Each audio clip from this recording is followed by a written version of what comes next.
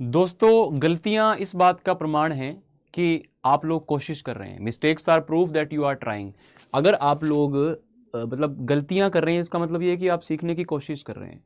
और अभी एग्ज़ाम के समय में बहुत सारे बच्चों को ये एक नॉर्मल सी फीलिंग होती है कि हमें नर्वसनेस होती है, तनाव होता है, एंजाइटी होती है।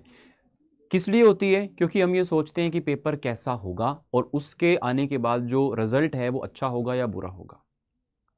फाइनली यही सोचते हैं ना कि पता नहीं मेरा पेपर कैसा होगा।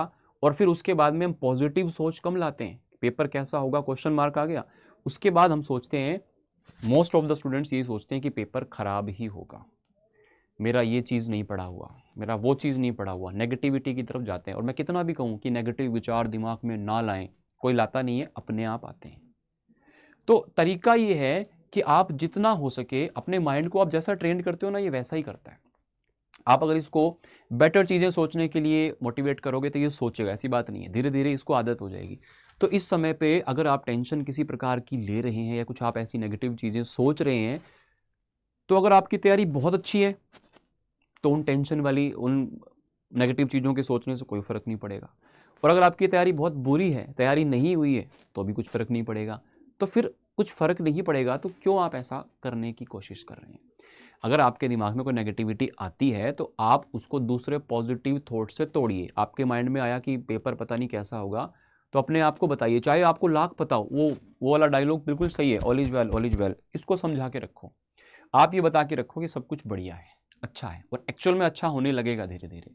अगर अपने आप को आप बोलोगे ना, I am good, I am best, I am better, तो आप बेस्ट हो जाओगे। आप अपने आप को मोटिवेट करोगे होने के लिए। अगर आप खुद को ये बोलोगे कि मैं गधा हूँ, मुझे कुछ नहीं आता, तो फिर एक्चुअल में वो सच होने लगता है। तो this is all about your mentality.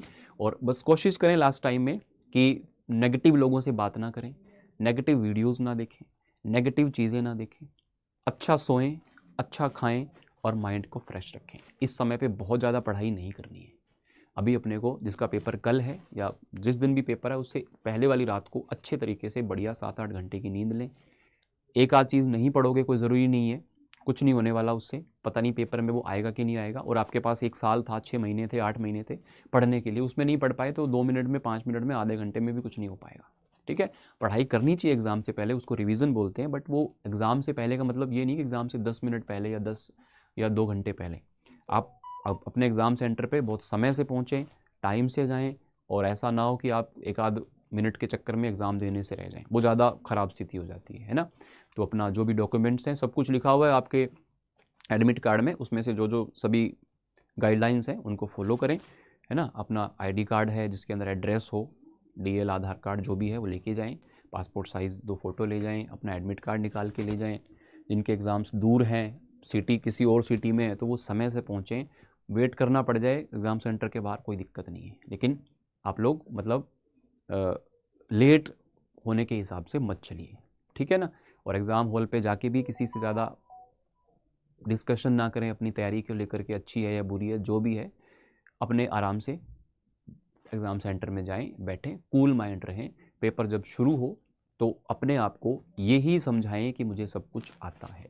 अगर स्टार्टिंग का मान लो 100 में से 5 क्वेश्चन स्टार्टिंग के मुश्किल भी आ गए, और जैसा कि कई बार पेपर में होता है 5-7 क्वेश्चन मुश्किल डाल दिए, तो उस कंडीशन में आप लोग उन क्वेश्चंस को बिल्कुल बिना डरे हुए आप उनको स्किप करें, ठीक है ना। ये नहीं है कि 5 सवाल आ गए तो ऐसे माथा पकड़ के बैठ गए, क्या होगा आगे, कुछ नहीं होगा। आपके लिए मुश्किल नहीं है, सारी दुनिया के लिए मुश्किल है फिर वो, अगर मुश्किल है तो। और पढ़ाई की हुई है आपने, तो मुश्किल पेपर आएगा तो फिर पढ़ने वाले बंदे को फ़ायदा होता है। तो जितनी भी चीज़ें हों अपनी 100% करें।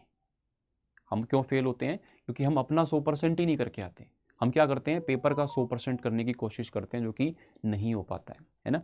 मैं जिनसे पढ़ा था, जो टीचर है, वो बोलते थे कि पेपर का 100% करके आना है। और ज़्यादातर लोग वो नहीं करके आते। जो उनको आ रहा होता है ना, एक्चुअल में वो नहीं करके आ पाते उतना।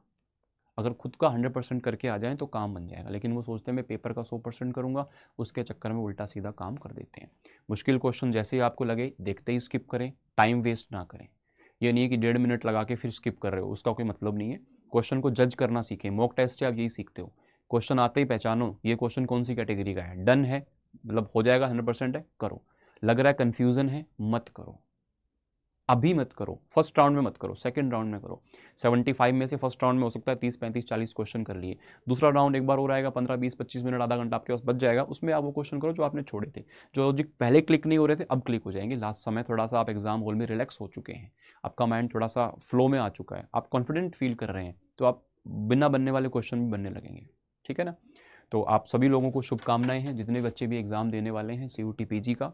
और आप चाहे मुझसे पढ़ रहे थे या आपने मुझसे पढ़ा है या नहीं पढ़ा है, डजेंट मैटर, लेकिन फिर भी मैं कहूँगा कि आप सब ही बेस्ट हैं, आप सब ही मेहनत करते हैं, तो आप सभी का सिलेक्शन जो मेहनत करता है उसका होना चाहिए और होगा भी।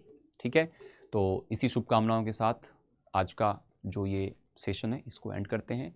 और इस वीडियो के नीचे आप अगर पॉसिबल हो तो बताइएगा कि आपका सेंटर कहाँ पे आया है, और अगर आप एग्ज़ाम के बाद इस वीडियो को देख रहे हैं तो आप बताइएगा कि आप लोगों का एग्ज़ाम कैसा हुआ, क्या आपका रो स्कोर रह रहा है। ठीक है, चलिए, थैंक यू, शुक्रिया, जय हिंद।